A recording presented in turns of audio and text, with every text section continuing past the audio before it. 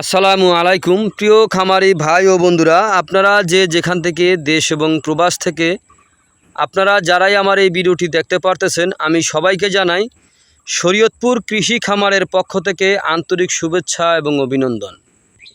এই যে আমার সামনে যে ঘাসটা আপনারা দেখতে পারতেছেন, এই ঘাসটার নাম হচ্ছে ইন্দোনেশিয়ান স্মার্ট নেপিয়ার ঘাস, গরু ছাগলের প্রিয় ঘাস। এই ঘাসটি একবার রোপণ করলে কমপক্ষে 5 থেকে 6 বছর পর্যন্ত আপনারা একটানা গরু ছাগলকে এই ঘাসটি খাওয়াতে পারবেন। দেখেন, এই ঘাসটি পাতা অনেক বেশি, এই ঘাসটি ঝোপের মতো হয়ে থাকে, এই ঘাসটি নরম ঘাস। এই ঘাসটি গরু ছাগলকে খাওয়াতে কোনো মেশিনের প্রয়োজন হয় না। এই ঘাসটি গোড়া থেকে কেটে দিলে সম্পূর্ণরূপে এই ঘাসটি খেয়ে থাকে। এই ঘাসটিতে আপনার ভিটামিন রয়েছে 30%, প্রোটিন রয়েছে 25%। তো এই কারণে এই ঘাসটি খাওয়ালে আপনার দুধ ও মাংস উভয় বৃদ্ধি হয়ে থাকে।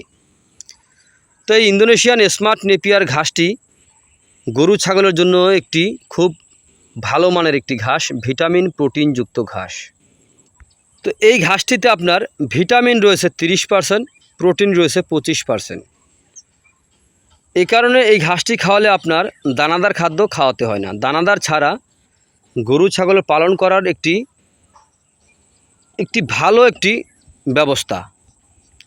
এই ঘাস পাতাযুক্ত ঘাস, নরম ঘাস। এই ঘাস একটি 4 থেকে 5টি গিটের যদি একটি কাটিং আপনি রোপণ করেন, প্রথমে গরু ছাগলের খাওয়ানো উপযুক্ত হওয়া পর্যন্ত প্রায় 80 থেকে 100টির মতো চারা প্রথমে গজিয়ে থাকে। একবার কাটার পরে কয়েক গুণ বেশি চারা গজিয়ে থাকে ইন্দোনেশিয়ান স্মার্ট নেপিয়ার ঘাসই। এই ঘাসটি আপনি কখন রোপণ করবেন, কোন জমিতে রোপণ করবেন, যে কোনো সময় যে কোনো মাটিতে রোপণ করা যায়। এঁটেল মাটি হোক, বেলে মাটি হোক, দোআঁশ মাটি হোক। ড্রেজার দিয়ে যেই বালি ফালানো হয়, সেই বালির মধ্যে এই ঘাসটি হয়ে থাকে। তো বালির ভিতরে যে ঘাসটি হয়ে থাকে তার কিছু ভিডিও কিন্তু আমার এই চ্যানেলে দেওয়া আছে, চাইলে আপনারা ওখান থেকে দেখে নিতে পারেন। তো এই যে দেখেন, ঘাসটা প্রথমে কাটার পরে কি পরিমাণে চারা গজিয়েছে সেই দৃশ্যটা আপনারা একবার দেখেন। তো আপনাদের কাছে যদি আমার এই ভিডিওটি ভালো লেগে থাকে তাহলে আমার চ্যানেলটিকে অবশ্যই সাবস্ক্রাইব করবেন, বেশি বেশি করে শেয়ার করবেন। সবাই ভালো থাকবেন, সুস্থ থাকবেন। আল্লাহ হাফেজ।